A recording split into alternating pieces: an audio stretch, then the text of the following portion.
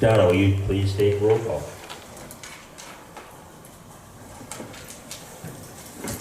Jamie. Clark. Here. John. Here. Jason. Here. Alicia. Here. And me, Donna, I'm here. Thank you. At this time, we'll approve the agenda. Do I have a motion? So moved. Motion by Clark, do I have a second? Second. Second by John. To approve the agenda, all in favor indicate by saying aye. Aye. Opposed, same sign. Carries. Announcements. The next school board meeting will be on Monday, April 11th, 2022 at 6 p.m. in the Glencoe-Silver Lake High School Community Room. Acknowledgements. Do we have any acknowledgements? I do have a couple of acknowledgements. I would like to first congratulate our Acknowledgement team. They made it to the state tournament again, and so congratulations to them. And then also to congratulate Jeff Monahan for being the Section 2AA Coach of the Year. So congratulations to him. The rest will be in All right, thank you. Any other acknowledgements? Hearing none, is there any public input related to the agenda? Okay. Is there any public input relating to the agenda? Third time, any public input relating to the agenda? Thank you. Reports and presentations, there are none at this time. Administrative and committee reports. Business manager Sarah. You know, most of my items are all on the agenda for tonight, so I'm just going to pass it right on to Mr. Butler to get All started. right, Mr. Butler. Thank you, Michelle. Thank you, Jason. Good evening. I'll highlight some of the items on the printed report there in front of you, and I welcome your questions throughout or at the end. Both of our after-school programs are running, actually starting this week at Lincoln. We're focusing on kindergarten and trimester 3. You can see some of the details there. And Panthers after school up at Lakeside. You can see their academic support and enrichment. Professional learning communities, we continue to work with the cooperative on our instructional coaching grant. We'll begin walkthroughs at Lakeside. Again, this instructional coaching grant is through the cooperative, and it takes a look at that social emotional learning thread embedded into teaching academics. I'll jump down to curriculum and assessment. You can see where we are in the different curricular areas. 2 new items there. Art and music. Joy has been working with our art and music teams and is looking for their needs so that we can meet those needs once we meet with Michelle and look at the budget. Last month I talked about our local norms.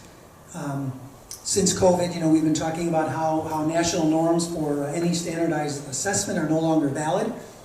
So you can take a look at our packet. We're calling it guidance charts, or I like to call them reference points. If you look at second grade, we'll give one example. CBMR, that's oral reading, a 1 minute timed reading. You can see the fall national average, and then the winter national average, and then how we categorize our students in terms of low risk, some risk, and high risk. So the number in parentheses under the national average is just the number that pre-COVID data would consider a child at risk if a child was at 46 or below. So then teachers use these numbers in their PLCs, and we prioritize interventions based on students at low risk, some risk, and high risk. Further down on page 1, you can see MCA will begin at Lakeside on March 30th. And I'll go to the back. Nothing really new in title. I'm keeping the numbers there from this year. I think it'll be easier for us to compare when the allocations come out. We are in amendment window 1, so Donna and I are working a little bit with some minor changes to the grant prior to the end of March. Couple things under special education. Thanks to Donna for working with us on third-party billing. Third-party billing is a way that we can recoup some money spent on special education, and Donna is really diligent and meticulous in looking through that and helping us gather as much billing as we can. Do want to point out something that's not printed. Special education, we talk a lot about it, needs, and what we foresee in the future. So about 6 years ago, we were doing 12 pre-K assessments a year. So this year, we're going to be up to 36, and those are our youngest students, of course, but if we think about that and what that might mean in the future for students' needs, staffing and space, so I wanted to point that out. Go down to school community partnership. I know you can read those. I do want to focus on kindergarten roundup, and you can see our number there of registrants from last Thursday. Kim has been reaching out to all the families from the census who received a mailing, so we have 15 more verbally committed. So 60 formally registered, 75 I think is a really pretty solid number based on feedback we're getting from families. Tricia pulled some numbers as a comparison the last 2 years. So in 1920, at the April board meeting, because we did do Roundup a week early this year, so we did not have a report on kindergarten Roundup at the March board meeting. 1920, we had 82 in April with a fall enrollment of 101. Last year, we had 79 at the April board meeting with a fall enrollment of 91. So we'll continue to provide updates to Chris and Michelle, and of course to the board next month with a formal number. So that's where we are with kindergarten Roundup. You can look, acknowledgements. Michelle and I were talking. I do want to acknowledge staff for filling in. We had one classroom teacher out today and did not have a sub. Staff worked though, and we did fill that internally, so thanks to them. Donna Hammers and her efforts with third-party billing, and Terry Sjogren is leading chess club, and you can see up above in the section above, it's going to run for 6 Tuesdays starting on April 5th. So it's nice to see Terry continuing at that, and we thank him. So what questions do you have? Bill, the science standards alignment I see is under the category of alignment. When will that curriculum be looked at again to kind of match those standards as we align the standards with the grade levels? Will that ultimately result in changing of curriculum to fit the grade level? Yeah, it will, and I'd have to look that up, Jamie, to answer that accurately, so I'll get back to you. I'll look it up too, but that's the Yes. direction it would be going, right? Yes, it will be. Okay. And I'll look it up, thank you. Thank you. You're welcome. All right. Thanks, Bill. Thank you. You're welcome. Good evening. I talked a little bit about this last month, but I have some more solidified plans here as far as location. Our juniors will be taking the ACT test, or those that signed up for it will be taking the ACT test on April 5th, and we'll be doing that in-house here in the Purple Gym. So this is my 4th year here at GSL, and this will be the first place that we've done it in the same area more than once. We've done this at the community center. We did do it at St. Pius once. We have done it in the Purple Gym in the past. I do like taking it in the Purple Gym. We're able to kind of seclude off the gym and the hallways. And it's a big open area for the kids to come in. So that'll be April 5th from about 8 to noon or 8 to 1 when the students will be taking that test. Along that same time frame, state testing for the junior high, senior high starts on that same day. Our MCA testing will begin on April 5th, and it's scheduled right now to have sessions in English, math, and science all the way through May 6th is when we have our last testing window open for the junior, senior high school. Which kind of goes along with my third point here. Winterfest, a couple things with this, has officially been moved again, and we have now rebranded it to Spring Jam. There have been several issues that have just gotten in the way of holding this when we normally do. We're going to try something different. I talked to the student council. They wanted to, since we're already kind of beyond Winterfest, air quotations, they wanted to push it a little bit later when the weather was nicer and see if we could do some outdoor activities, which it's exciting because it's something that we haven't done before. So this may be something that sticks moving forward, and we can have a Winterfest and a Spring Jam, but due to state testing, we did not want to have it over the months of April and beginning of May. And then just due for planning and talent show and kind of dress up days, we didn't want to try and cram it in before the end of March here. So that'll be coming in May. Prom is along that same line, is on April 23rd. Tickets went on sale today during lunch, so we had a lot of students come and buy those, our juniors and our seniors. Summer school. Summer school is going to look a little bit different, both the junior high and senior high this summer.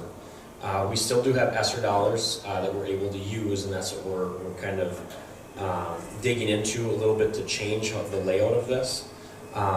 Junior high is going to have 2 separate sessions of summer school programming. So the first session will be June 13th through June 24th, and the second session will be July 11th through July 22nd. Students who qualify, which letters will be going out next week now that Tri-2 grades have been posted, and qualify means, unfortunately, they have not passed all of their classes. So if they had a course that they failed, they will be receiving a letter here from the junior, senior high school inviting them to come in. We'll also follow up with phone calls with those individuals. They have the choice of partaking in one or the other as far as sessions, or they could potentially come to both. So we're going to provide breakfast and lunch for them. There'll be academic as well as enrichment activities for them. We are going to try and provide transportation to each of our towns here that we have at GSL. And senior high will be very similar. Our Accelerate to Graduate program is what we're going to be calling it moving forward. This is our credit recovery. So students who may have failed a class that need to regain credit for anything they failed throughout the school year, we'll run in 2 separate sessions, June 13th through July 1st and July 11th through July 29th. Again, students are able to register for one or the other or both if they prefer. School community partnerships, we have our blood drive coming up on April 8th. This is something that we've done ever since I've been at GSL. Our student council runs that, and it's always been very successful, and I know it's much appreciated by the staff and the students who are always so eager to donate, and I appreciate them for that. The bottom are acknowledgements. Our band and choir trip just got back last week from their trip to Orlando. I'd like to have a special thanks to Mr. Gepson and Mr. Iverson for planning that, as well as our chaperones. It never ceases to amaze me when they take these trips. I believe the last one they went on was to New Orleans. The amount of parents and volunteers that are willing to go with and take that time off of work and be there for our students. So I'd really like to thank them, as well as Mr. Gepson and Mr. Iverson. Our close-up trip is going on right now. We have a group of seniors that are with Mr. Lemke in Washington, D.C. They come back on the 18th, so thank you, Mr. Lemke, for all of the work he does each year to take a group of seniors to Washington, D.C. And then lastly, I would like to say congratulations to Riley Magnuson. She's an 8th grade student we have here at the junior senior high school. She auditioned and was chosen to participate in the American Choral Directors Association for 7th and 8th grade honor choir, which will be happening in May. What questions can I answer for you guys? Matt, how many summer school letters are you anticipating being mailed out? I don't have the numbers right now on senior high, but I think right now, the last I looked, we had run the report for today, I think we have 44 junior high. So that means, it doesn't mean that we had 44 students that failed, it means we had 44 failed classes. So there could be one student that failed 4 classes that's going to ring up as 4 separate. So at most, the junior high, I think we're going to be sending out about 44 letters. I would guess that number is going to be closer to about 30, which is usually pretty typical for where we're at. I'm hoping that we get more involvement this year. Last summer, we had 3 students take advantage of the program that we had, and it was a good program. We didn't run it in 2 sessions. The 3 students that came have already been asking, they didn't fail anything this year, but have asked me if they could go to it this summer because they liked it last summer. So trying to get the word out early that it's not just coursework every single day that you would have like in a regular school day. There is some enrichment. There are going to be some trips that they take to get kids excited to be there. Senior high, I don't have an intelligible guess right now for you how many letters that'll be. Can you get back any feedback as to why they're not participating. I mean, like you said, it's disheartening to have even one. But with that being said, it's disheartening having only 3 participating when it is a positive intervention that we're attempting to do. Any feedback as to why? I think the biggest barrier was transportation. We didn't offer transportation last summer, and we will be offering pickups in each town this summer. So I'm really hopeful that that's going to help some families that maybe couldn't get their kid due to work schedule to school in the morning and then picked up in the afternoon. But maybe they live in a town and they could walk to, like at Silver Lake, the pickup's going to be at Lakeside. They could walk into Lakeside, get picked up and dropped off from there. So my hope is that that helps. We'll see. We have forms that'll be going out with the letters that'll indicate if they need transportation, and we can reach out directly to them with, what exactly are your needs? Will these pickup locations in these towns work for you? And is there one pickup location per site, per city? Yes. Yep. Thank you. Thank you. Any other questions? Thank you, Mr. Foss. Superintendent's report. Thank you and good evening. Is this working? Hopefully it's working. I'll start off with just a COVID update. Good news from our numbers. We're still obviously dealing with this, but for the last 2 weeks we have had 0 cases that were reported. Still don't think it's working.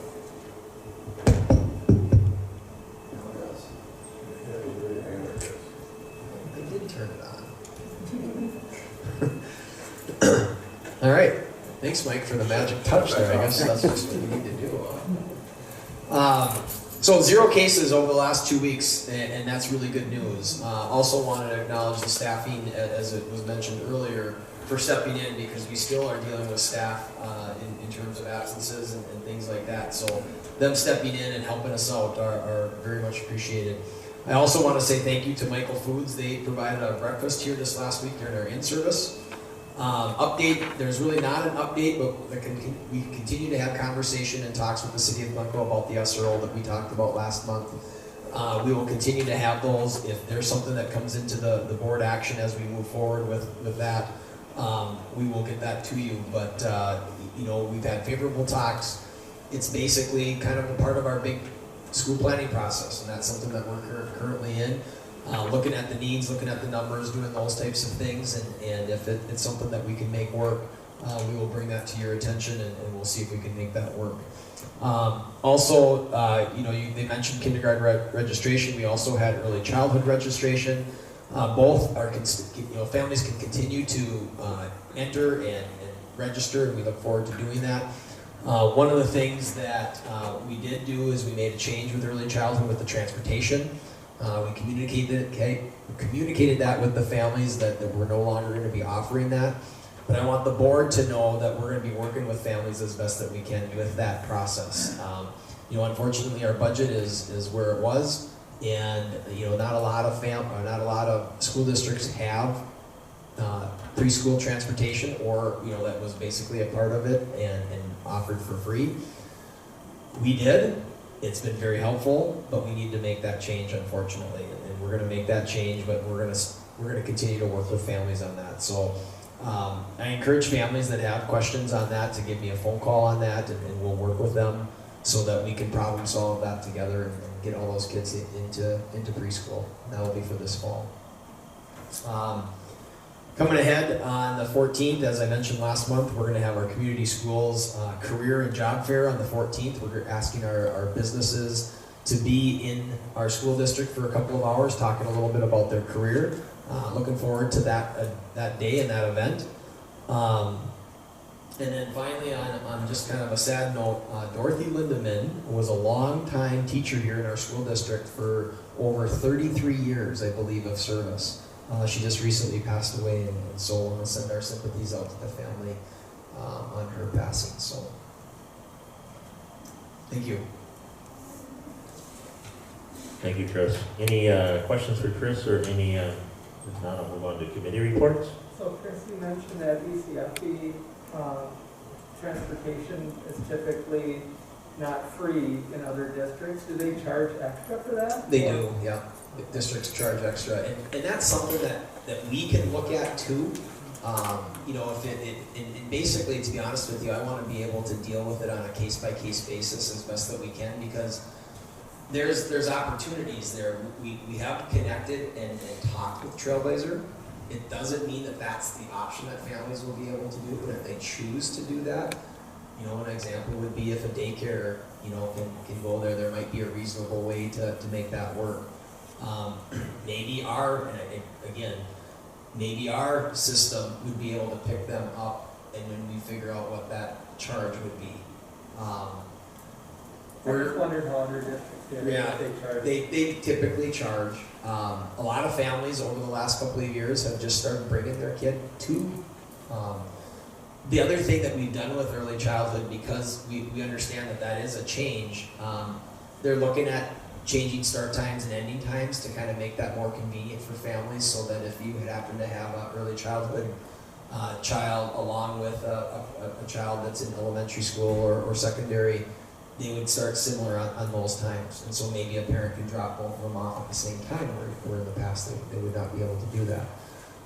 We also looked at trying to be more on the school calendar, so looking at being able to get more consistent on that piece. And then also having a 4-day option and a 5-day option, where in the past we've only had a 3-day option. And we've heard from families that they would really like to see that option happen. So we're working on things.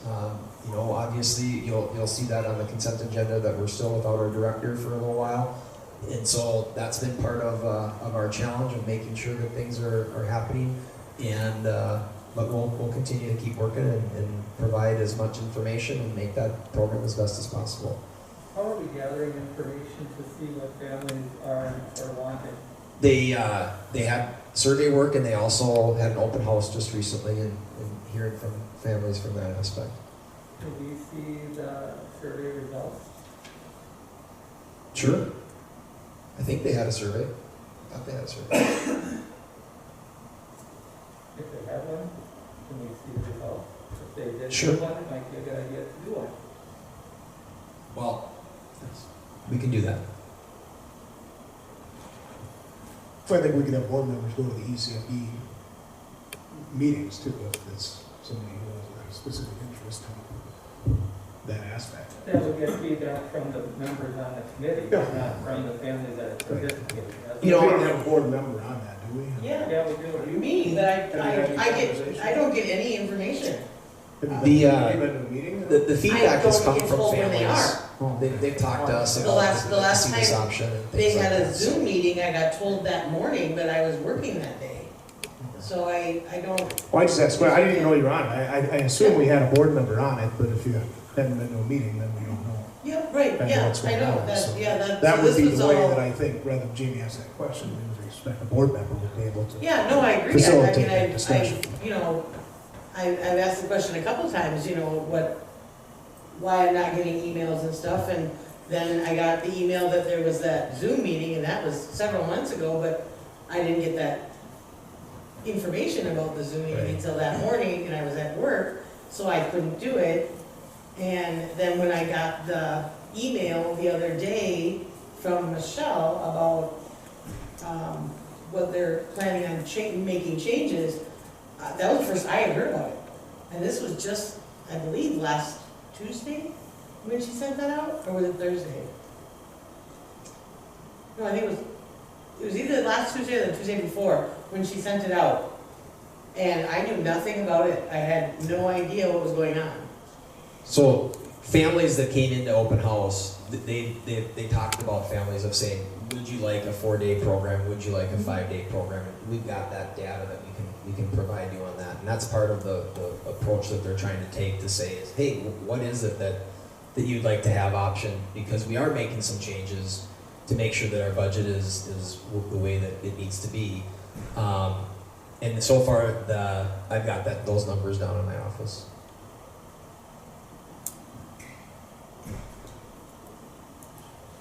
Because one of the changes that I noticed that it makes a lot of sense is to have that program start at 8 a.m. so that if there is siblings that are first grader or second grader, they could have that shared ride type of thing.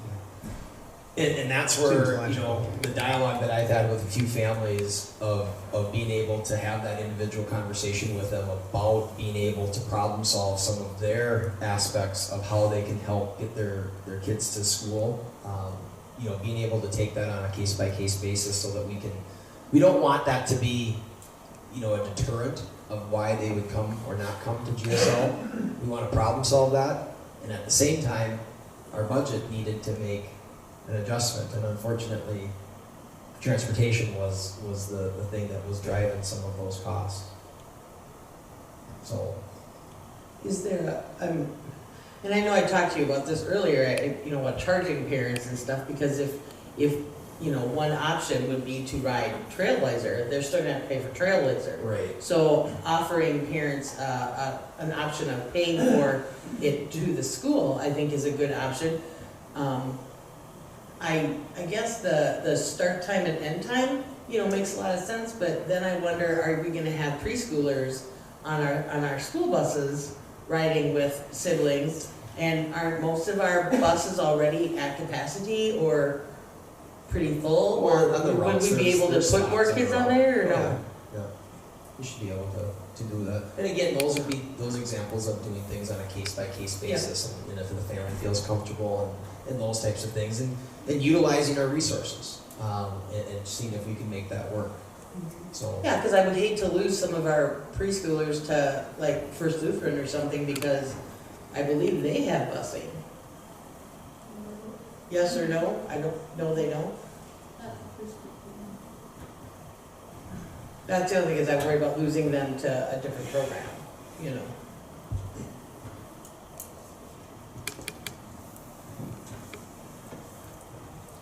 All right, committee reports. Alicia and I met with regard to negotiations of the district office staff contract. They have shared a proposal with us, and we're preparing to send them back to them. Thank you, Jamie. Had a Lincoln Leadership Committee meeting on March 1st. Lots of discussion. Bill kind of had in his update, looking ahead for summer school, staff tutoring options. I think everything else Bill pretty much covered in his update, but lots of planning for school and already fall next year.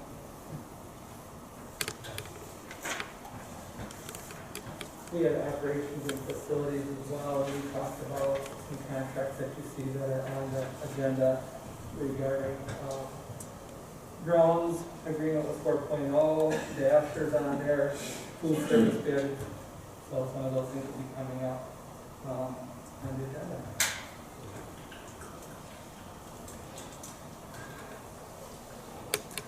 All right, we'll move on to approving the consent agenda. Do I have a motion? So, A motion by Alicia, second by John, to approve the consent agenda. All in favor, signify by saying aye. Aye. Approve, same sign. Motion carries. Old business is none at this time, so we'll move on to new business. Item A, Conservation Reserve Program. Glencoe-Silver Lake District will enter into a contract with the Conservation Reserve Program to put a total of 10.43 acres into the program beginning in 2022. The agreement lasts for 15 years, and Glencoe-Silver Lake schools will be reimbursed $300 per acre per year. Superintendent Sanju recommends this approval. Kayla is not at the meeting with any questions. Do I have a motion? so I think I got a John. Moy made the motion and Jamie second. Any discussion? So I'll give you just a.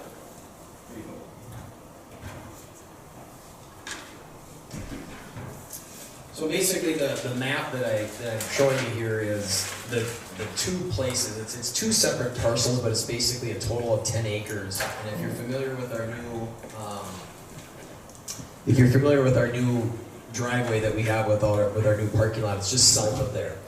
And basically, this area seems to be a really good area to do some sort of program like this, because half the time it's underwater. And so I worked with Kayla to kind of go through this process. Now, I thought she was going to be here with the contract, to be able to sign the contract. I'm legally able to sign that contract, but I wanted to make sure the board approved this. So I think we can continue to move forward if you support this. It's basically, you know, you enter into a CRP program, there's certain things that you just have to do to maintain it. And one of the things that we would do is work with our FFA program, and I've talked to the FFA advisor, and they're excited about this opportunity to be able to manage it and to do those types of things. The agreement that we're gonna have drawn up is a 15-year agreement. And there's, like I said, a few things that you have to do, such as, I think you have to spray it after the first year, and then each year you have to make sure that there's no trees, you have to spot spray thistles and things like that. And then once every 6 years or so, you have to go through the burning process. And that burning process can be very similar and do it at the same time that we do with the other land that we have there. So overall, I think it's a really good thing. Opportunity to learn, opportunity to, you know, like I said, do a good thing for the environment, for wildlife, that kind of stuff, and then also opportunity for FFA to work with that. Well, it also helps with the watershed coming off the parking lot. You can tell on the map here, the two bottom corners were not farmed, just by how the map layout is. Also, it provides a buffer strip for buffering from the parking lot. You know, water running off, it's going to soak into the ground and into a grassland rather than a ball field and stuff. So this is a good deal. What happens at the end of that 15-year contract or agreement? It just goes back to whatever you want to do, or you can renew it as well? You can renew it, or you can, re-up it. yeah. You know, they'll send you a letter a year at a time. They'll give you a letter. We have property down in Sibley County that along a ditch, you know, for buffer strips, along a ditch that's in CRP, and they'll give you a notice, and you just have to go up and here's Greg Glencoe, Right. Just go in. They'll have paperwork all ready for you, just go and sign it.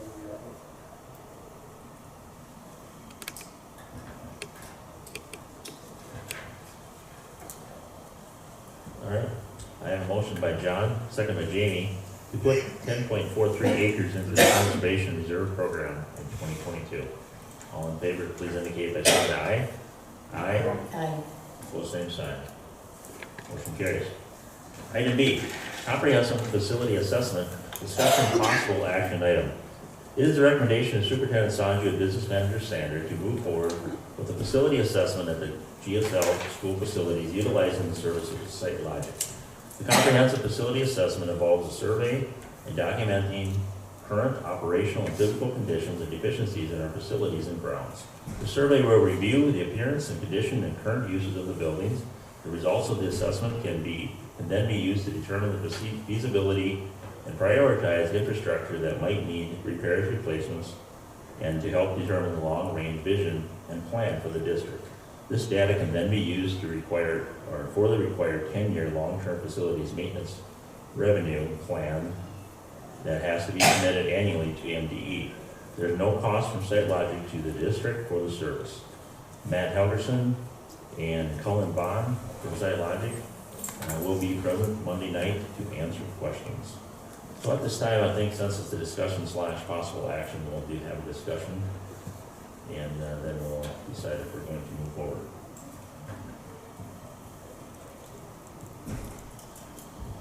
I can start by saying I was at the meeting where Matt and Colin and I don't remember the lady's name that was there. Sure. Jen. That showed up and gave us, some information about it. And what I liked about it, and I liked about it then, and still like about it, it's a roadmap, and it gives us some history. We have a building here that's got buildings from the 70s, from the 80s, from 2000 teens, and they can go in and do an assessment, and it'll give us kind of a roadmap for the future. Maybe if Mr. Flaherty isn't here anymore, and Ms. Sanders are gone, we have that document on file that we can use and pass along to the next crew that's here. So that's my take on it. How are we currently planning our facilities plan with the facilities committee with Jamie, Jason, Michelle? Is Brady part of that, I'm assuming? So what's our current process? I know we see a document every year that's got that in it, but What we do is I work real closely with Brady, and Chris, of course, and then whenever something comes up between Brady, Chris, whoever, if they say, put this on our list. You know, if something's broke or something's wearing out, it gets added to our list. Then we work on, you know, should it be this year, next year, where does that fall in our priorities to get that taken care of? We work on that continuously. Every day I usually have that spreadsheet open and I'm updating that list, or we get a new quote for something or a new estimate and I'm updating those numbers. Looking at the revenue side of things. The money that we use for those projects, those types of projects, is long-term facilities maintenance revenue. We get about $600,000 between local levy and state aid. We try to use that money unless we're really saving for a project that we have upcoming. At this point, every year we kind of spend it. It's like we've got enough things to take care of that we use those dollars that we have allocated for that. So we're not usually carrying over, you know, those dollars into the next year. So once we kind of look at that list, I meet with the facilities committee. Sometimes we meet 3-4 times a year, maybe more, depending on, like right now, we're trying to finalize all our summer projects, so we're getting in quotes, and sometimes between Brady and I, we like to go through them, make sure that we're all on the same page as far as what we're looking at. So at this point, we still have a couple things that we're working on quotes yet before we finalize that. Otherwise, as I mentioned last month, we do have a number of projects that we've already got locked in, ready to move forward for this summer, just because you need to get that taken care of to get on those contractor schedules. So that's kind of our process. Again, as things come up, Brady's always real good about letting us know, you better keep this in mind because this is not looking good, or this down the road we're going to have to be looking at. For example, our hot water lines in the old high school. That's some of that old infrastructure. Nobody can see that, but when there's a leak, everybody sees it. And I hear about it, because Brady will let me know that we should take care of that. So that's kind of our process right now of trying to stay on top of those, and I feel we've done a real good job of getting a lot of those things taken care of. We've hammered out a lot of projects over the last several years to keep our facilities looking nice. Again, those infrastructure type things not everybody sees, but we know they're getting taken care of, so that's important to us. The thing we really liked about SiteLogic when Matt came in and met with us a couple of times now is the way that they come in with their engineers and really look at a lot of that infrastructure stuff. We can see carpets. They're not worried about our carpet replacement rotation. That's something we've kind of figured out how to fix carpets, right? But they're really looking at some of those infrastructure things that Brady will tell us the hot water lines are really bad and really old. We need to look at that. Can we do it this year? Can we wait? Maybe we should wait because we want to do this project or that project. I think by having an engineer giving us hard ideas of what needs to be done is going to be really helpful down the future as you're planning for things. And if it's going to be a bigger project, that our deferred maintenance money can't cover, okay, how are we going to fund that? We start looking at options, you know, does that mean there's going to be a bond, an additional levy? What pocket of money are we going to be able to use to take care of a larger project? So those type of things you really have to plan out into the future. You have to have a little bit of vision. So bringing in a team that can really assess our facilities is going to be very helpful. They cover some of the things, and Matt can address this as well, that we can't see, or it's bringing in another set of eyes. It's just like when two of us walk down the hallway, we're both seeing different things, or one person isn't seeing it all because we're in the building so much, you kind of walk right by the same, you know, the same hole in the carpet or the same mark on the wall. So it's really helpful to have that third set of eyes, fourth, fifth set of eyes that can come in and really take a look at things. They help develop that plan, that vision for the district going forward. The other thing that we've lost since we finished our building bond project is we no longer have an architect that we can call. Before the last several of years, even before the 2017 building project, when we did the 2013 Early Childhood Center, we had an architect, we had a project manager. Those were our go-to people. We had an engineer with Hallberg Engineering that I'd say, Brady, give so-and-so a call at Hallberg and see what we can do with this. They were a great resource for Brady to call, brainstorm with them about how we could fix that solution. We've lost that because of after the building project was done, we've kind of severed some of those ties that we had with the people that we worked with before. So right now we sometimes feel like we're just kind of treading water because we don't know who we should call about this situation or that situation. And we need to get that back. It's almost like having, the attorney. Here's our attorney that we can call all the time. We know who we can call for a certain situation. We're kind of floundering right now because we don't feel like, we probably shouldn't keep calling Holberg anymore. We've kind of used up our free calls before they start saying, yeah, you're gonna have to start paying for our services here because we're kind of done with giving you free advice on things. So, as Jason or Clark mentioned, I don't plan to be here forever. There's going to be a point that I'm gone. Ray will probably be gone. Chris will probably be gone. I think it's going to be important for the district moving forward to have an assessment, to have a solid vision of how our buildings look, and to lay those, potential future projects out. Your 85 building, your 70s building, you're going to continue to have those type of problems. Surface things are, the wall tile, the carpets, those things are all surface items that we can take care of. It's that infrastructure that you're going to have to stay on top of to keep your buildings running efficiently as you can.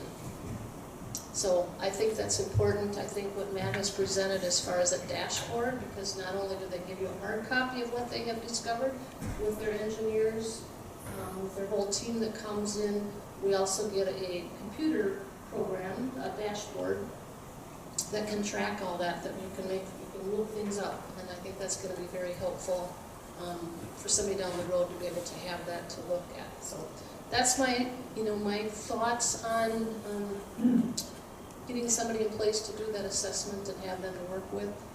You can't beat the price when they're willing to come in and offer us a service and not charge us. No contract, to me it's, why would we not do that? Are there other companies out there? Absolutely, there are other companies. A lot of starting with like a SiteLogic is building that relationship with a company that you've got people that you can call and that you can trust, that you can say, hey, how should we move forward with that? Doesn't mean you're not going to bid projects. Doesn't mean SiteLogic is going to do a boiler replacement for it. You still have to go through the bid process with that. Now you've got somebody on hand that can help you through that process without, now what do we do to do an RFP, to do a boiler, to do a roof? You've got people that can call, they can say, we'll write up the RFP for you. Some of that is beyond what I can do. You got to have some legal advice when you write up some of those RFPs. So that's the other thing with a lot of our contractors. Ray can attest, you build relationships with the contractors that you work with. Building relationships goes a long ways as far as trust. You call an electrician at 11 o'clock at night and say, I really need you up at school right now, and they come up and help you out. Friday night football game a couple years ago when the lights went out, Dean was able to call one of the local electricians that are always helping us out. Yep, I'll be there to help you out. So those things are very important, a lot more than a lot of people realize, to build a relationship with a good contractor, whether it's a plumber, electrician, HVAC, any of those, it's very important. So it's my recommendation, that's my 2 cents, is to do the facilities assessment. So then their role is basically, I guess I'm wondering what their role actually is. So their role is to tell us what, or to notice what our buildings need to have done for maybe like a 10-year plan, and then, so then they get us in contact with people that can do these things, and to build the relationships you're talking about? Yeah, and if you're okay, I can let Matt address that a little bit. He can explain briefly a little bit more from their side of what they do, and then how you do a bid process to work with another contractor. Sure. That's a good spot right here. All right. Good. Well, thanks for the opportunity to be here tonight, and I love your question. Certainly something that we'll address here. So we are a professional services firm. We provide as Michelle mentioned, some of those services, architectural, engineering, facility analysts. We also have educational consultants like Colin and myself, we're both former school administrators. We also have a project management team as well, among other professional services, commissioning agents. So once mechanical equipment is installed, you need to make sure it's working properly. So it goes through a process called commissioning. We're also certified energy management company as well. So what we do is we provide these services under one umbrella. We're called program managers. And as has been described, we work hard to build a relationship. We understand that our focus is on helping you help kids. Our why is very similar to yours. It's one of the reasons why I think we employ educators, is to understand how schools operate and the needs that schools have. Obviously, we are a business. We have a business model. We want to make sure that we provide you. We use, I think you have this, 16 categories of assessment. We only work in K-12 schools. As Michelle talked about that planning process, as a former superintendent, I can say that I was pretty plugged into facilities. It was one of my passion areas, which is why I'm doing this now. But every year when it came time for that LTFM, long-term facility maintenance planning, it was sort of like throwing a dart at a moving dartboard. You think you know what you're doing, but you don't necessarily always guess right. So one of the things that I like about what we do at SiteLogic is we help take that guesswork out for schools, for kids. So you're spending your money wisely. So we use these 16 categories to assess your facilities, everything from your parking lots to your rooftop units, even your flooring and your ceiling grid. We put it all into a matrix. Just call it a complicated spreadsheet. It's color-coded by everything from acceptable to caution, alert, alarm. And then what we do is we provide those data points through on-site assessments, through various tests that are done. We do carbon dioxide testing, temperature, humidity readings, visual inspection. We work directly with Brady and his team and dig into the facility so that institutional knowledge, all of that data gets compiled and then presented to you. So our job is to guide and advise schools, and then ultimately you decide. So we do this in a series, obviously the assessment phase, and it's broken into 3 categories: physical, educational, and functional needs. After all that data is compiled, we go through that assessment process. We deliver that in a series of review meetings. Let's just call those review meetings at this point. And then after those review meetings, typically what schools do is they go into workshopping phase and they identify their priorities. We do submit grants, prioritization scoring for schools, but ultimately you decide what your priorities are. Sort of the cream rises to the top, as Michelle was, sharing. I was sort of nodding my head yes, because you don't know what lies beneath, some of the surface or above the ceiling grid, whether it's plumbing or whether it's HVAC systems. All those things have a useful lifespan, plus, it depends on how well they're maintained and things like that. You have a beautiful facility, so, I'm sure things are very well maintained, but things kind of rise to the top, and then we help you go through that process where you prioritize the items that need to get completed, and some of it's by the fact that it's beyond its useful life or it's failing and you're having problems with that. And then what we do is, again, we hope that we provided you with enough data, that relationship has been developed, and you want to work with us as a professional services firm, whether it's architectural services or engineering services. We then, as Michelle described, go out for bids on your behalf. And based on the projects that you choose, there's bid packages associated with that. We help you choose the contractors, and then we have a project management team that manage that contractor firm. So instead of having to go and hire multiple different professional disciplines, we're a one-stop shop. We call ourselves program managers because we have all those services under one umbrella. But again, you're going to get professional, competitive bids or quotes through that process, and then we would manage that for you on your behalf. And obviously there are professional fees associated with that, very similar to what I heard Hallberg was mentioned. Hallmark or your architectural firm would charge, you know, we're also competitive in that neighborhood. We have to be in order to stay in business. But that's our business model, is that we work hard to develop that relationship, work hard to provide you with the data that you need to make informed decisions, and then hopefully it earns your trust enough to be a professional partner to implement those solutions. So there's no charge for the assessment, That's correct? correct. So then basically, if there is an assessment that, after the assessment is done, and there is a project that arises, like, you know, like, let's take like a new roof on the high school or something, for example, because roofs always need to be replaced.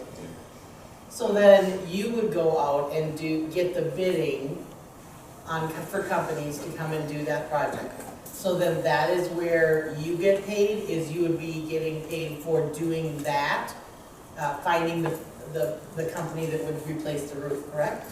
Well, it'd be more for, you know, it's a good example. So you're asking specifically about that piece of it and how, whether we would go out and charge a fee for finding you roofers, for example, correct? Is that kind of what you're asking? Well, I just want to know how you would get paid for doing that, because it's kind of like you're providing two different services. You're doing this assessment, which is free, but then if we find if something in that assessment needs our attention, then that's where you come in and to make your money, because like you said in the beginning, you're a business, you have to make money.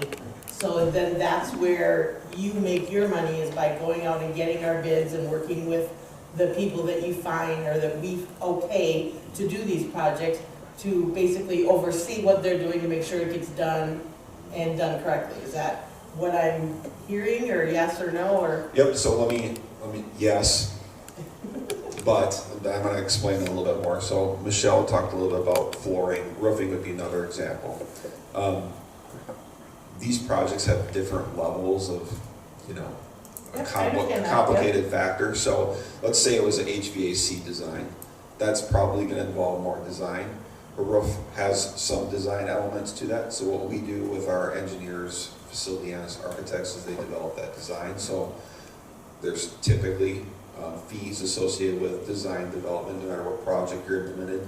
Obviously, a floor is probably not going to involve any design, so that's something that you would handle in-house.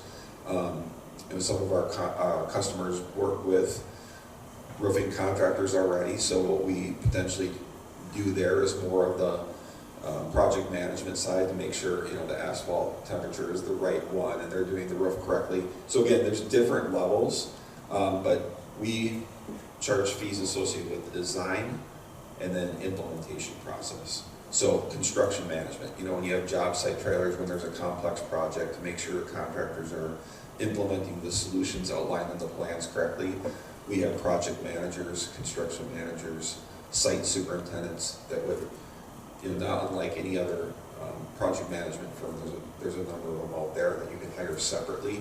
We have that just in-house. So on the design side and implementation in terms of project management would be those fee associations. And you work just strictly with schools? Yes. How many school districts do you have in the state of Minnesota? Yeah, so this past year in Minnesota alone, there's about $100 million worth of projects. Most of them were HVAC. I don't have my number off the top of my head, but if I were to just give you a ballpark in 2021, the summer of 2021, leading up to the LTFM submission, I'd say we had about 17 Minnesota school districts across the state. Donna, on the design piece, think of things where we've had to pull in an engineer, like our parking lot, for example. No, I understand. I understand. He explained it very well. I understand it. Yeah. Some of the roof repair, Brady calls our roof guy and say, we need this section of roof repair. It doesn't really take an engineer to design that. That's something that we just handle. But the parking lot, where you have to have elevation and drainage and it has to be engineered, that's where they were coming from. When the RFP comes into place too, I mean, I have no experience when it comes to writing an RFP. And nowadays, you're gonna have to write an RFP, put the carpet in. That stuff's so expensive. Not real super familiar with construction. Can you tell me what RFP means? I really need acronyms. Request for proposal. Request for proposal. What? Request for proposal. Thank you. Yeah. That's what they come in for. You write it, and I'll go over there, look over there.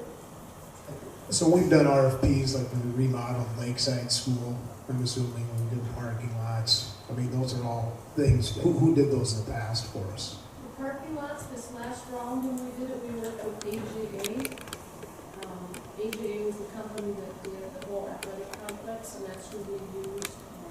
They do a lot of outdoor type things, they don't really do buildings, but they do drainage and wetland and all that kind of stuff. So we worked with AJA, and then they'll have a project manager. So if you think of like our building project, we worked with a project manager, which was Donner. We worked with our architect, and then we worked with Hallberg Engineers that took care of,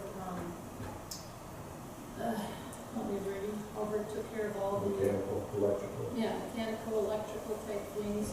And then we had Ahmed, who was our on-site project manager, so, who was employed by the architect, but it's kind of, you know, this company, this company, this company. What we really liked when Matt presented to us is that one-stop shop. You know, they've got their own engineers, their own designers, their own teams that handle all that. So I just pick up the phone and whoever Matt assigns for projects and say, here's what we got going on.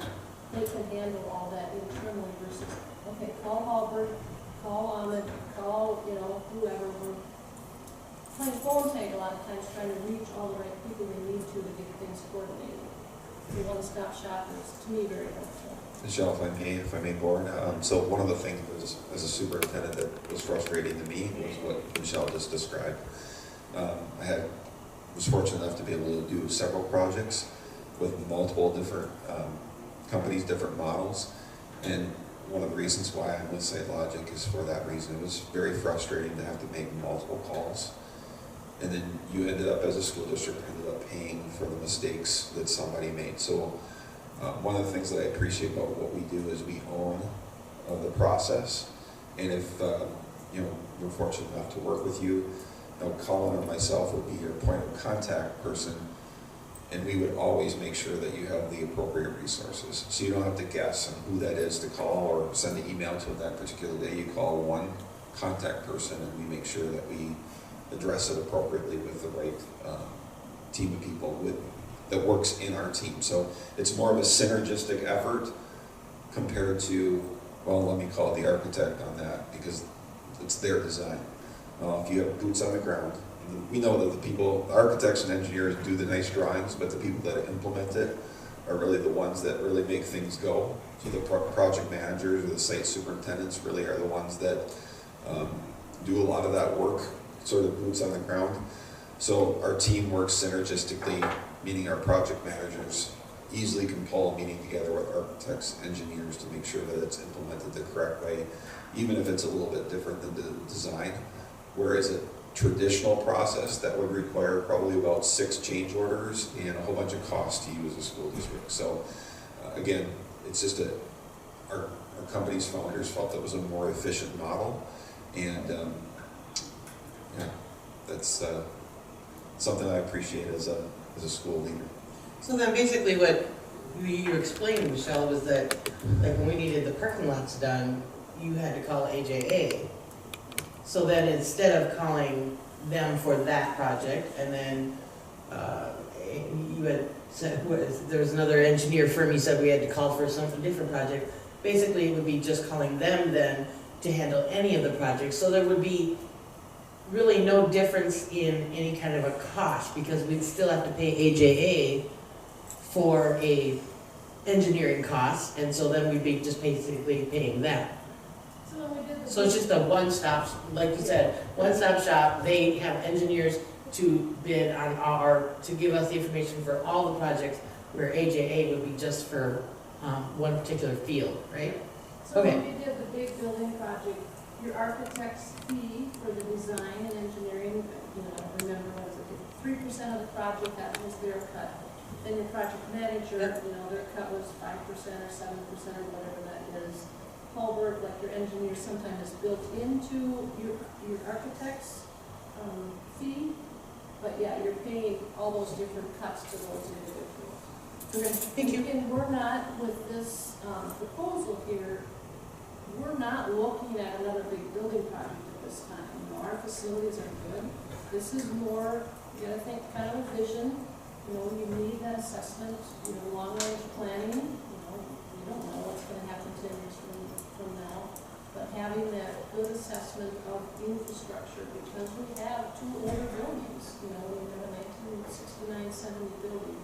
You know, there are things that are gonna have to be addressed. So this has nothing to do with a big building project, and we've been upfront with Matt saying, you know, you're probably not gonna make a lot of money out of us right now, because we're not looking at any big projects. We need an assessment of our facilities. Again, carpets, you know, simple things. And I keep telling Brady, get the quotes and take care of it. And that wouldn't be a money, you know, Matt's gonna not make money if he said, well, I can call it your two local contractors for electrical and get bids on new lights. I mean, they're not gonna waste their time on that. We're gonna continue to do those type of things. Brady's got their numbers on speed dial.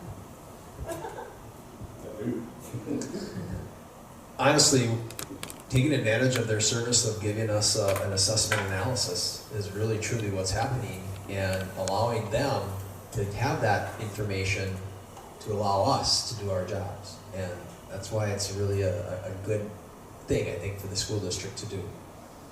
I think it's gonna help you as a board in the future.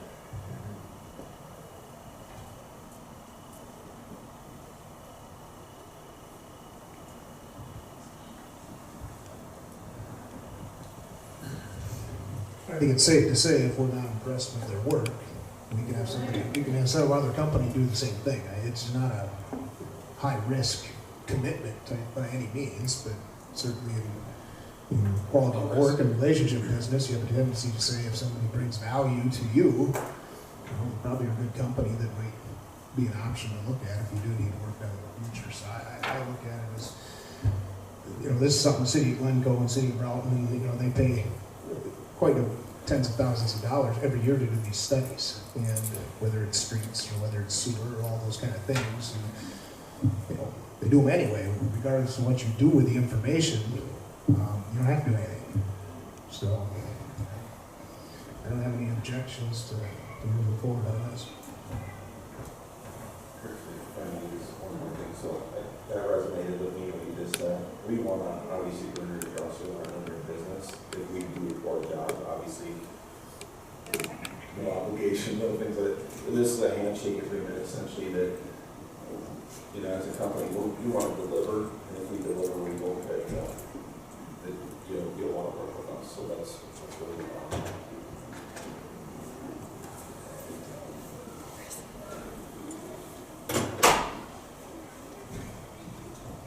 The concern that I have with this is not so much the need for an assessment, not the fee being free, which is a nice, perfect number. The concern that I have is really in the process that we've been following as a board or as a committee in looking at this.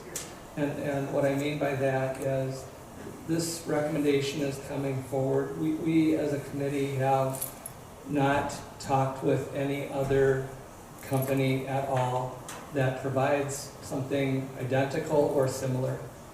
I've asked at the committee if there were other companies that do this, and the response that I got was unknown. The follow-up to finding out if there were, at this point, has not happened. So it's been frustrating to be able to support this as far as one company that we've looked at. I have nothing against SiteLogic at all. You guys did a great presentation. What you can provide is very valuable to the district. Like I said, I have no doubts about the value of an assessment.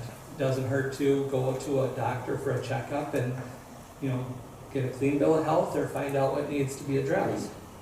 Of course, you're going to get charged more going into a doctor's appointment than the agreement here of doing this assessment for free.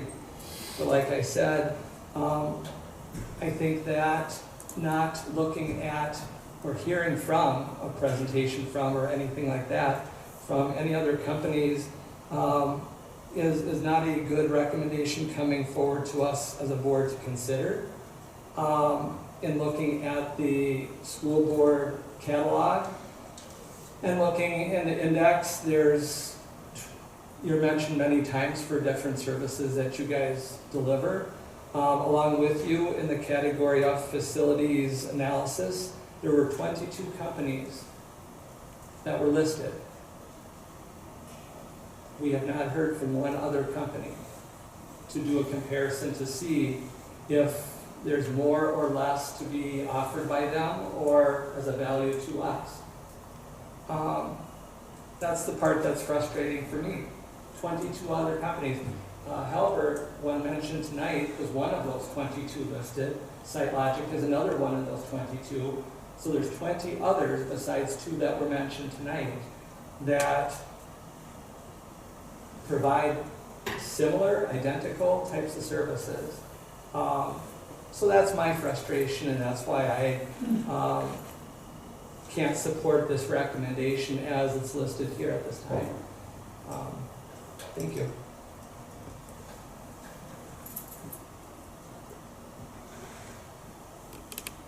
Jimmy, just some understanding. So you said you haven't heard or didn't know of any other companies, but you looked it up and now you have 22 companies. Yep, that's right. So why would you not have looked those up when you're a member of the facilities committee and you're going to those and you say, hey, this is a company, I'd like to contact them. I don't think it's beyond your scope of being on the facility committee to do that. I mean, you're a member, you've been on it. It certainly isn't your first year on the board. You know, you have to work with other people, and I think that isn't an unreasonable thing to do. This isn't about me, even though it may be wanting to go that way. I'm taking it that right now. I mean, you're saying you didn't know anything, but now you do. I mean, you got to do your research on committees. That's part of why you're on a committee. Clark, do you see that on this agenda item, my name is not coming with this recommendation? So then I guess as a board member, I would hope that the recommendation coming forward, that when a request is made to look for or find out more additional information, I would hope that it would be done. And it hasn't. That's disappointing to me.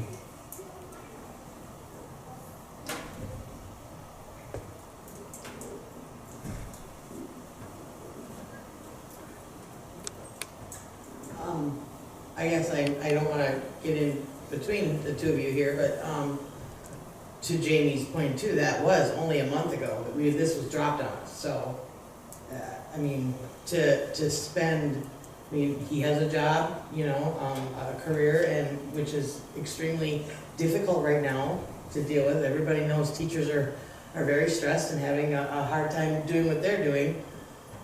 So I guess maybe even if a little bit more time, maybe just to, like he said, because I mean, when we did our building project, how many companies did we interview before we picked one?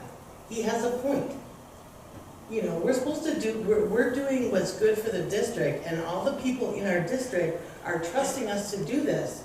And we should at least be able to tell them that we checked out several different situations or several different companies, just like anybody else would do, any other company would do if they were doing a building project or buying a big piece of equipment or something. You know, I mean, I understand Jamie's point, but to expect him to be doing the research when this was just dropped out a month ago, I don't think that's fair. So I mean, and like Jamie said too, I have nothing against SiteLogic. I have nothing against this entire service they provide. The fact that it's free is absolutely awesome. I just think as a district, because of the fact that we have to answer to the people in this district, to jump on one company just because that's all we did was check into the one, we didn't check into any other companies, I don't think is being responsible. I think we should check out several different ones so that we can, if someone asks us, well, how can you pick this company? I don't want to be the one that just says, well, no, they're the only one that asked us. I'll just add, they do the service for free to get a assessment analysis. Because they do it for free, with no obligation, no connection, that's why it's moving forward. I put it at the board level to make sure that everybody's on the same page moving forward. But that's why it's here, is for the fact that they're gonna do an assessment for free. With no obligation, no nothing. That's why it started. For me, looking out for the district, trying to do my job of being able to say, here's an opportunity for them to come in and get a completely different set of eyes on our facility to give us some data so that we can gain knowledge about everything. That was the intent, that's the purpose, and that's the reason why they're sitting here. There's no obligation to continue to go on with them. They said they would provide this service. I said, that sounds great. Let's have them do it. I don't see anything wrong with that.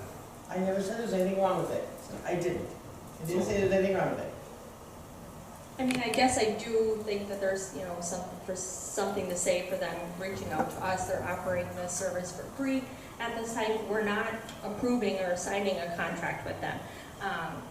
These are sort of things that happen in other areas, not just school districts.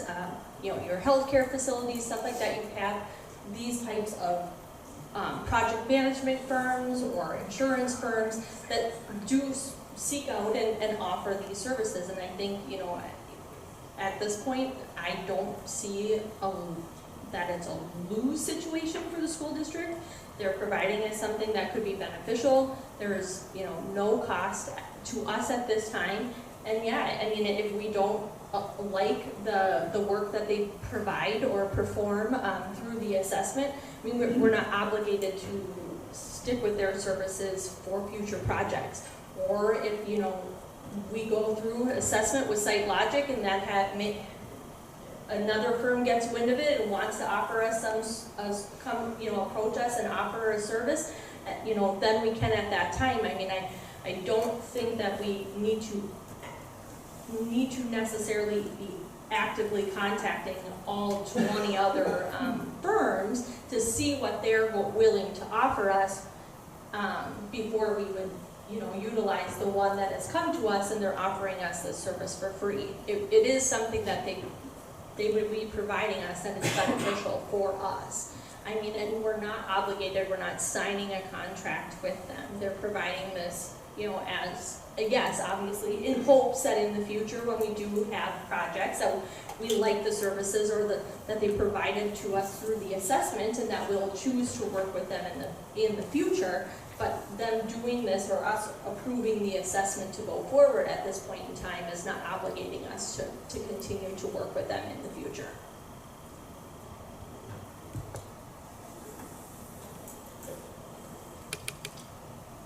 Any other discussion or opinions? All right, I think at this time I'm going to ask for a motion for the approval of Site Logic. Do I have a motion? A motion by Alicia. Do I have a second? I'll second. And a second by Clark to approve utilizing the services of Site Logic to perform a facility assessment at the Glencoe-Silver Lake District facilities. All in favor, signify by saying aye. Aye. Opposed, same sign. Aye. No. Aye. Motion carries 4-2. Item C, Southwest West Central Service Cooperative Agreements for 22-23. Action item. The Glencoe-Silver Lake School District utilizes several services provided by SWWC. Service Cooperative, the following services are recommended by the administration. The membership fees are $0. Health and safety management assistance, the same price as last year, $34.79.70. Regional Management and Information Center for MARS and other revenue reporting services. That went down a little bit because that's based on enrollment, right? That's how it's based. Okay. That goes down to $25,676. Basic technology services stays the same at $2,200. Special ed services goes down a little bit at $177,873. Behavioral analysis, option B, would go up a little bit at $78.75. Business Manager Sander will provide information about the contracts. Thank you, Jason. Working with Southwest West Central Service Cooperative is nothing new. As a board, we've been working with them for many, many years. They provide services to us that normally, it's not cost effective for us to hire these services ourselves. Sometimes we do look at that when it comes to some of the special ed services in the past, when we've hired our own social worker versus contracting with the co-op, or it might be an additional special ed teacher.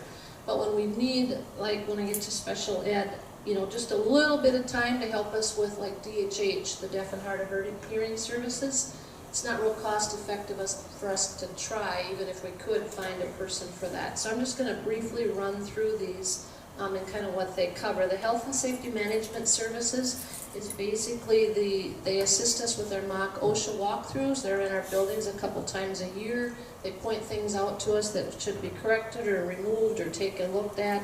They also help us with any health and safety questions that we have. They help with the LTF or FM review process at the end of the year if they see something that doesn't look in line with the finances and the LTFM website. So they do assist with that. The regional management services is all our finance and our software, payroll, finance and payroll and student assistance that we get. So they manage all our software for finance and payroll. So they oversee that, any updates that need to be made. They do all our submissions to MDE at the end of the year for finance, and for payroll they do all the IRS submissions as well. So that's a big portion there that is very, very helpful to us as a district. Again, we're not big enough to go out on our own to be able to do those services for that price.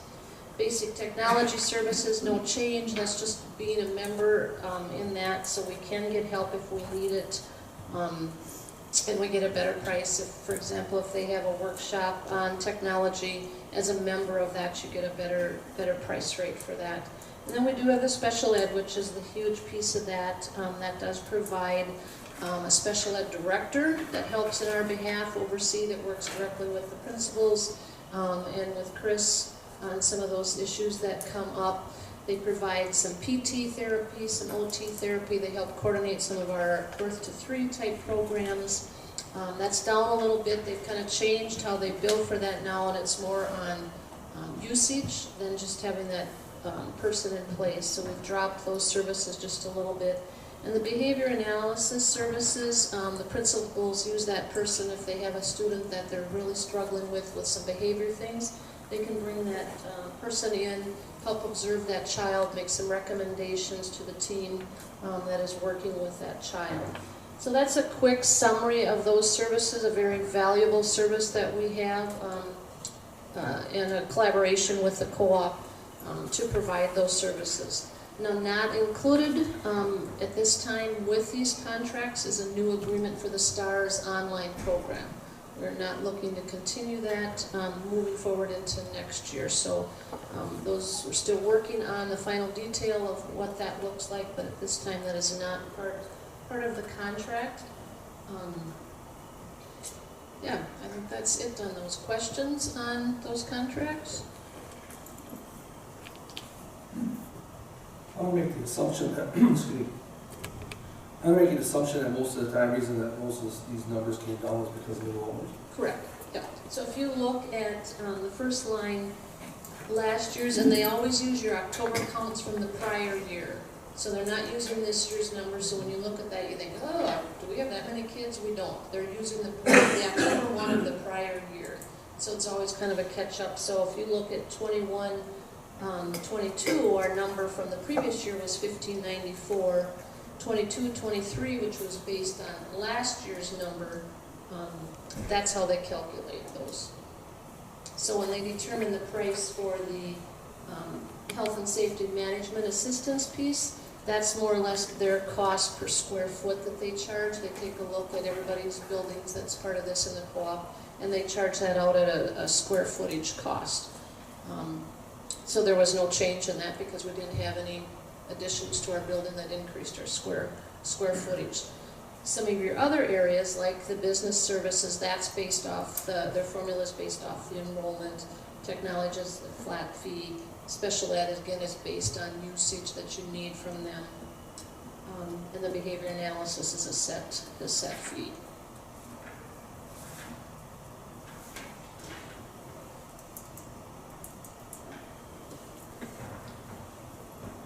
Any more questions for Michelle?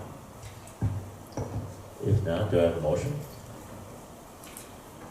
So, Motion by John, do I have a second? Second by Jamie. To contract with SWWC Service Cooperative for the services as listed above for the 22-23 school year. All in favor indicate by saying aye. Aye. Opposed, same sign. Motion carries. Item D, grounds agreement with 4.0 services, action item. Business Manager Sanders, Superintendent Sanju has met with Mike Hennig from 4.0 Services to renew a new 3-year grounds maintenance service agreement. The agreement will be from April 1st, 22 to November 15, 25. The cost for this grounds agreement is $88,207 for 22, $89,530 for 23 season, and $91,321 for the 2024 season. Do I have a motion? Motion by Jamie. I have a second. Second. Second by Clark. Any discussion? Yeah, so we, like you mentioned, we met with Mike Hennig and his team that came out from 4.0 to go through this. Also, I've reviewed this information with the Facilities Committee and the Finance Committee on both item D and item E. So these have all been reviewed by both committees, been in conversation with them. So no surprise, you know, everybody's needing more money because of what's happened with inflation and labor costs.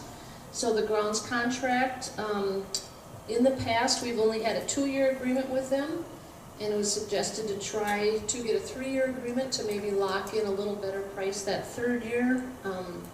And, you know, it just kind of helps to have a little longer contract. 4.0 has done an outstanding job, I think, for us on our grounds. If I think back to when I first started here, you know, we had some concerns about how our grounds looked. When you've got about 40 acres of grounds to cover, it's a lot of area for how we were trying to, at that time, cover it through Dasher's people. And to have somebody with the expertise to stripe lines, to get that painting done on the fields, it takes a lot of labor. And that's when we switched many years ago to the grounds. So the first year of their contract is an increase of 11%. The second year is an increase of 1.5%, and the third year is a 2%. So that big increase of 11% kind of is falling right in line with our negotiations that we've been going through.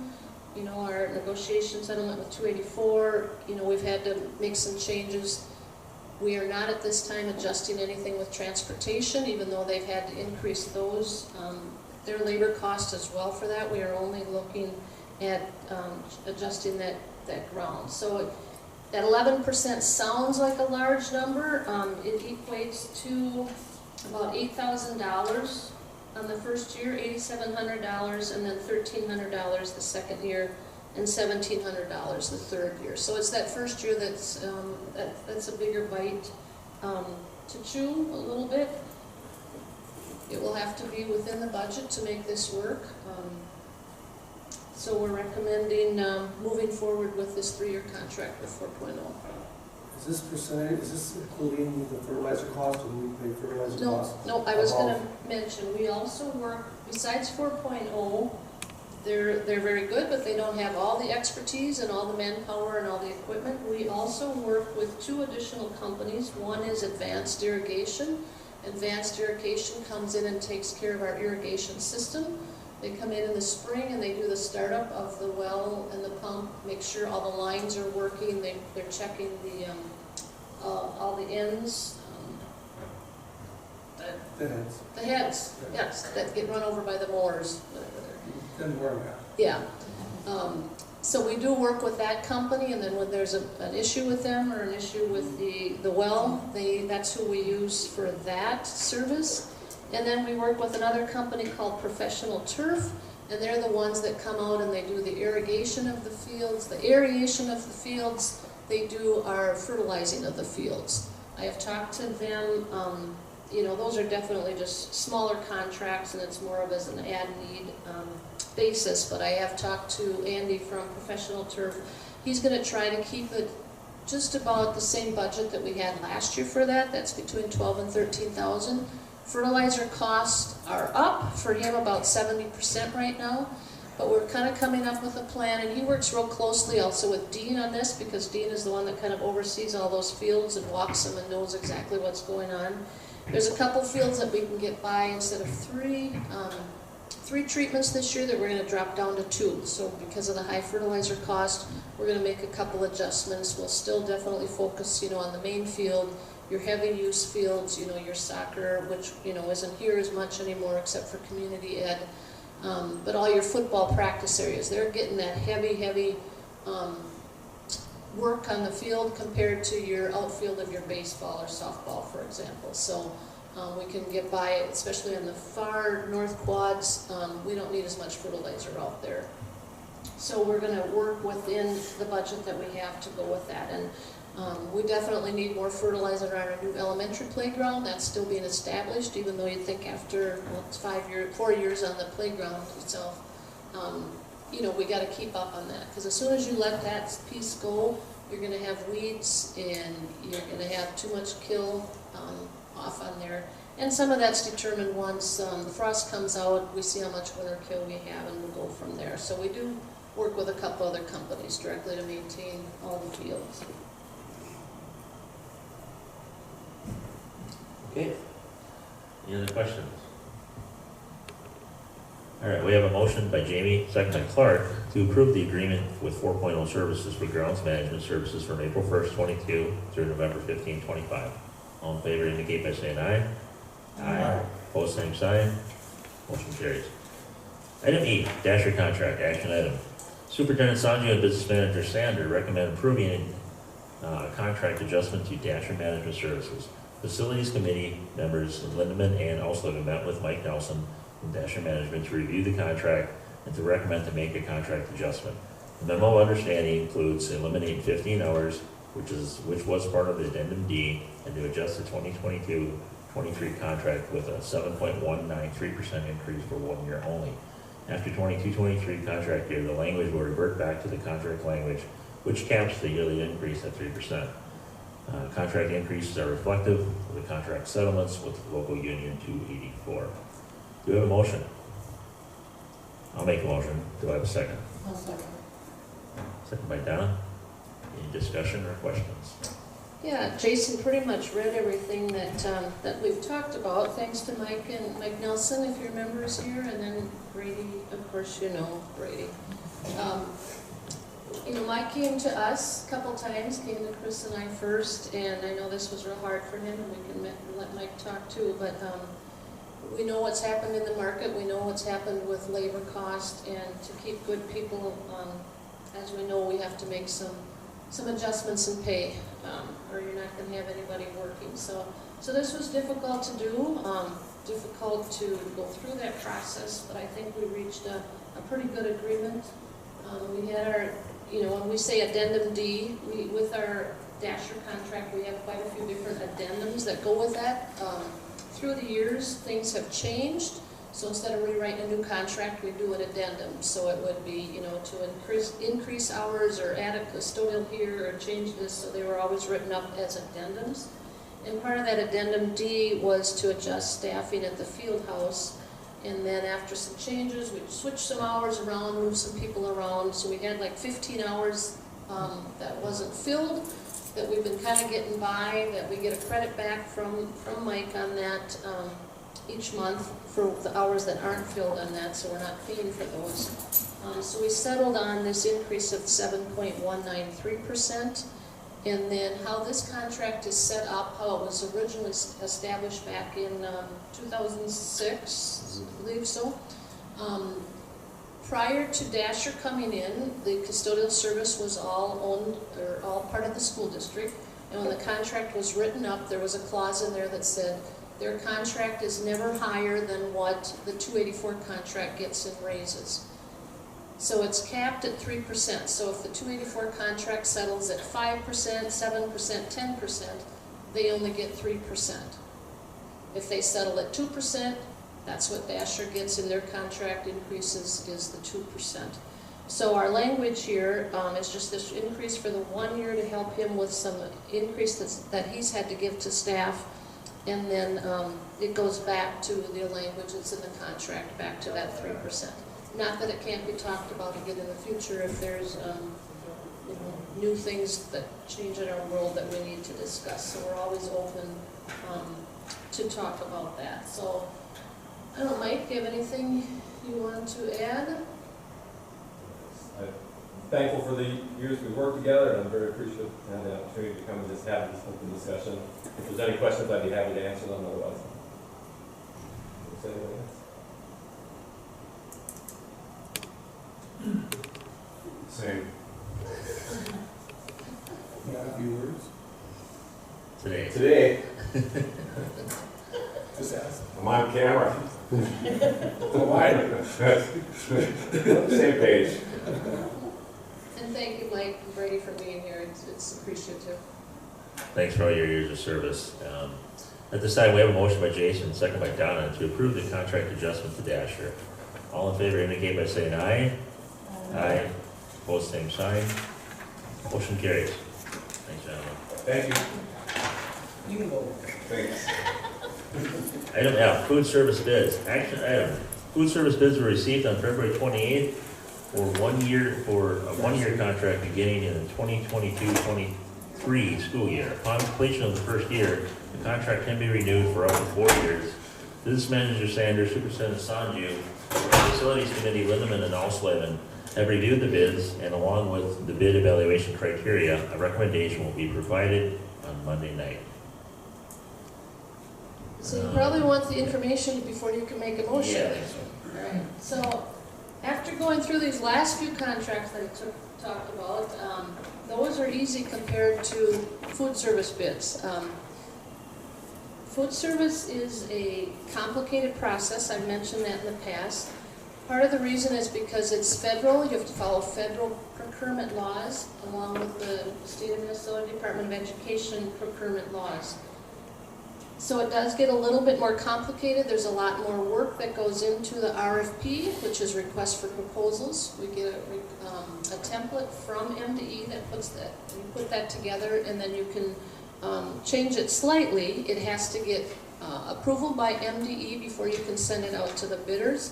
The bidders that it gets sent to all have to be approved by MDE, so MDE has a list that you have to go out, pull their list, and then all those vendors that are on that list as approved food service providers get information that you're going to be bidding.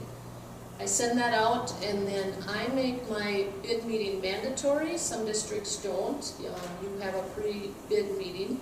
Mine is mandatory, so they cannot bid unless they attend the meeting, and that has worked well for me in the past. We had 3 potential bidders that attended the mandatory meeting, and we had 2 bidders that then continued to submit a bid. This is the bid proposals that come in. They're not light reading, they're pretty heavy duty. Once they come in as sealed bids, I then start the process of reading through them, and I don't know if you can see all my, Jimmy and Jason saw it, but all my flags in there. So I start going through them, making notes, and then what we have to do to evaluate them, we have to use a bid calculation and evaluation criteria based on 100 points. Again, that's a template that we have to use that comes from MDE. I am allowed to change the categories that meets the district needs. So 45 points of their proposal is based off of their price that they bid. The rest of the points are based off of the other criteria that is established that goes out to the RFP. So for example, we give 10 points for the district manager, 8 points for the evaluation of their references, 15 points for the integrity and reliability of their projected budget, 17 points for the on-site director, and then 5 points for marketing and nutrition. So I go through and evaluate them, I make my reference calls, and then I start comparing and dropping those numbers into the calculation spreadsheet, the bid evaluation. SFE, which is Southwest Food Service Excellence, but they go by SFE. They came at a lower bid price per dollar amount, and then Chartwell's was our second bidder, and they came in at a higher bid. So then the low bid gets 45 points, which went to SFE, and then Chartwell's received 35.07, and that's a calculation that is already in the spreadsheet. And then from there, like I said, I start going through the other categories. SFE, I felt, was a good proposal for most of the categories. Chartwell's, it's easier. We've worked with them for a number of years. It's a little easier to rate them. So SFE, I do rely on reference calls and then reading their document and pulling data from there. SFE only has 2 districts in the state of Minnesota right now. They are in Elk River? Elk River. Elk River, I was drawing a blank. And then Noble Academy, which is a smaller school in the district, and they just started in Noble Academy this year. And nobody returned a call to me in my reference call from Noble Academy. After 2 calls, I don't have enough time to keep calling them and try to get a reference. So I did not speak to anybody at that school. I did talk to Elk River, and they had mostly positive things to say about SFE. They were pretty pleased with what the service they had provided. What really stood out, which I shared with the facilities committee, to me, the 2 biggest difference comes down to the bid price. And they came in with a lower bid price than our lowest bid 5 years ago. And that was alarming to me. When I saw their price, and when I look back to what the bid was 5 years ago, and they were lower than that. That was a red flag, for one. I know labor costs have gone up. I know food costs have gone up. I know transportation costs have gone up. So then I started digging a little deeper. I reached out to both companies and I said, can you please provide me with a spreadsheet of how you came to your price proposal, which they provided. When I started digging through that, go through to the bottom line, and SFE had a net profit of $4.43. Another red flag. If you as a company are going to run as a projected net profit of $4, that leaves no room for any error. Chartwell's had a projected net profit of $117,000. Does it need to be that high? Probably not when we're in food service. If combi oven, the Baxter oven goes out, you're looking at a $30,000 expense to replace those. So those 2 things right there were kind of alarming to me. I then looked real close at the labor cost they had estimated, because they have to give you their estimated labor costs or their projected labor cost for the next year.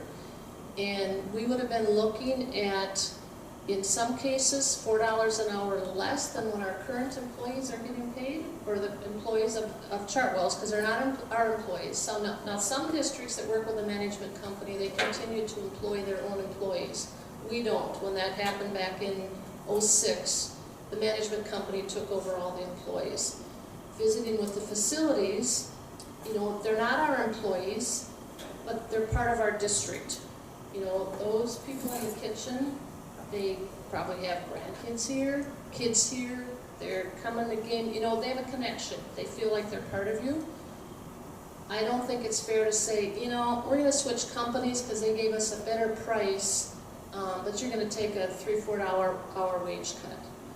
We know how hard right now it is to fill some of those positions. Right now, Tony has done a good job with keeping the kitchen staff filled, but between custodial and food service, look at sub-teachers, look at teachers, look at paras. All those positions right now are really, really hard to fill.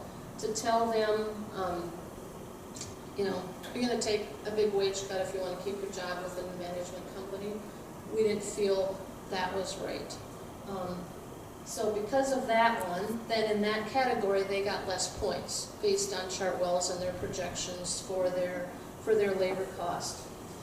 The other thing that really jumped out at me that, you know, gave SFE less points was their proposed, they don't call them a food service director, like Tony is our food service director, chef. Their position is called a chef manager, so real similar, I think, in duties. Now, they can't tell you who's going to come here and who that person would be, because until they get the bid, they get the account, that's when they start hiring. But they do have a potential candidate in place. They've already interviewed somebody. I don't know who it is, but I can see that candidate's resume. And that resume, to me, just reviewing the resume and sharing it with the committee, was very, very weak in K-12 education.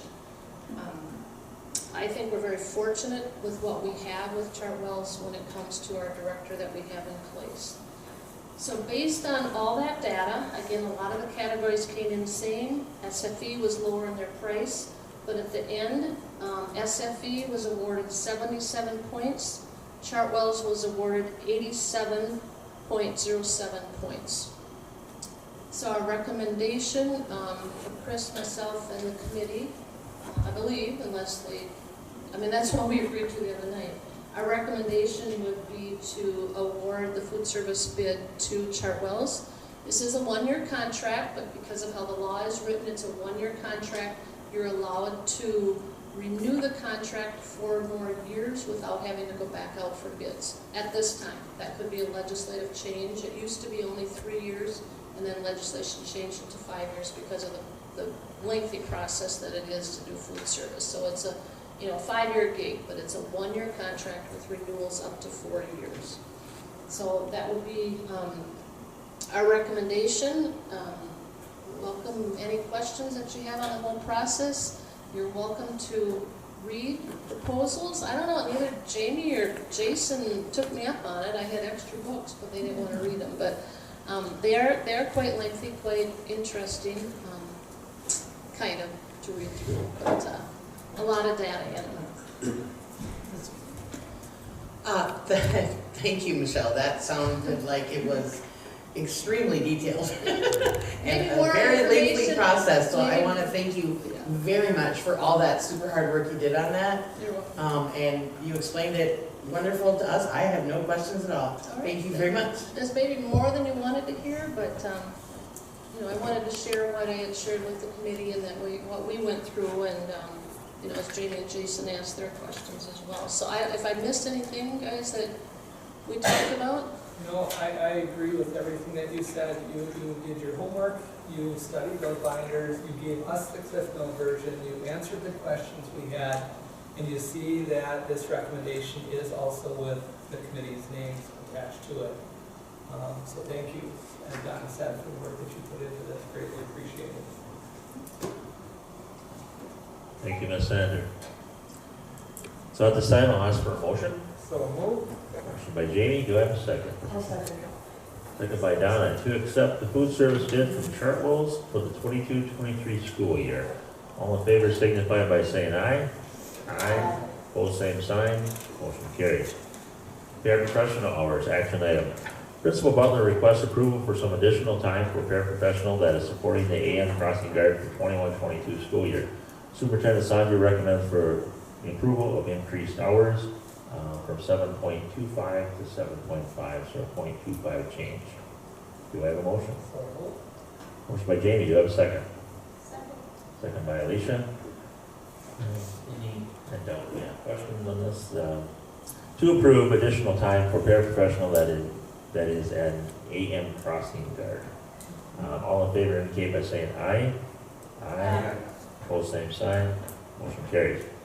Item H, ECFE School Readiness Interim Sub-Coordinator Contract Action Item. Superintendent Sanjay recommends approval for 7 weeks ECFE School Readiness Interim Sub-Coordinator Contract with Michelle Marty.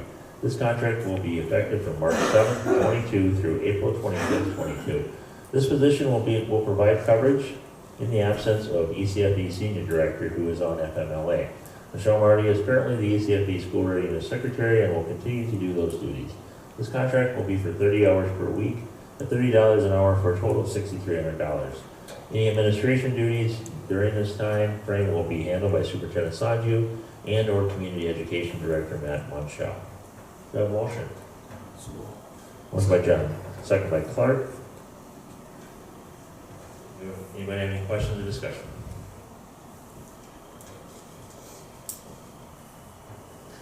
Reading none, I have a motion by John, second by Clark, to approve the 7-week ECFD school readiness interim sub-coordinator contract with Michelle Marty from March 7th, 2022 through April 25th, 22. All in favor indicate by saying aye. Aye. Full same sign. Motion carries. Item I, first reading of policies, action item. It is the recommendation of the policy committee to bring back the following policies for adoption at the next school board meeting.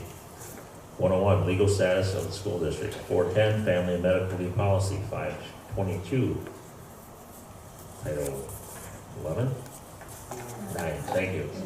I didn't study that one. Sex non-discrimination policy, grievance, procedure, and process. 616, school district system accountability. 801, equal access to school facilities. 805, waste reduction and recycling. 901, community education. 902, use of district, school district facilities and equipment. 904, distribution of materials on school district property for non-school persons. 905, advertising. 906, community notification of predatory offenders. 907, rewards. 907.1, latex balloon, latex glove, prohibition. Motion. I'll make that motion. Do I have a second? Second by Alicia. To bring back the policies listed above for adoption at the next school board meeting. All in favor indicate by saying aye. Aye. Opposed, same sign. Motion carries. Item J, second reading of policies, action item. The following policies received the first reading at the February 14th board meeting. It is the recommendation of the policy committee, directors Lemke and Lunkard, and the superintendent of schools to adopt these policies. Do I have a motion? So moved. Motion by Clark, do I have a second? Second by Donna. To adopt the policies listed above. All in favor indicate by saying aye. Aye. Opposed, same sign. Motion carries. Item K, resolution to accept donations, is the recommendation of Superintendent Sanju to adopt resolution to accept donations. Do I have a motion? Motion by Alicia. Do I have a second? Second by John. Thank you again for generous donations to many different clubs. Just clarifying on the official minutes, so we just got a typo there, correct? It should say Booster Club concessions rather than Blood Boost. Oh, Yes. For the wrestling, Booster but it's the same Booster Club concessions, right, for the wrestling match? Just on there twice. No, it's not. There's So two. they There's a have, difference. there's a difference. So it they is a have- Booster Blob? Club, It should oh, say club. club. I thought you meant the difference between the concession and the booster. Yeah, well, Those just two clarify are the two wrestling separate. match, what are they supposed to say? Club. Club, CSL Booster Club. good catch. GSL booster. Booster Club There's concessions. two separate groups. Okay. Yep, that's that one. So it was a total of $6,000 donation. It's a spelling error. Yes. Is the bottom Yeah, line. that's that, but the donations. Well, but in the official minutes, we want to just be Correct. so. And then for the donations, there's a donation from the Booster Club, and then there's a donation from the Booster Club's concession. Okay. Yes. So, Okay. yep. So I have a motion by Alicia, second by John. All in favor indicate by saying aye. Aye. Opposed, same sign. No miscellaneous at this time. Adjournment. Do I have a Well, motion? just real quick, Kayla is here. We did approve, nope, you're totally fine. We did approve, and we'll just sign those, right now when we're finished up with this. Does that sound okay? Do you guys have any questions for me? I don't think so. But thank you for being here. Okay. All right, do I have a motion to adjourn? Motion by John, do I have a second? Second. Second by Clark to adjourn at 7:51 PM. All in favor indicate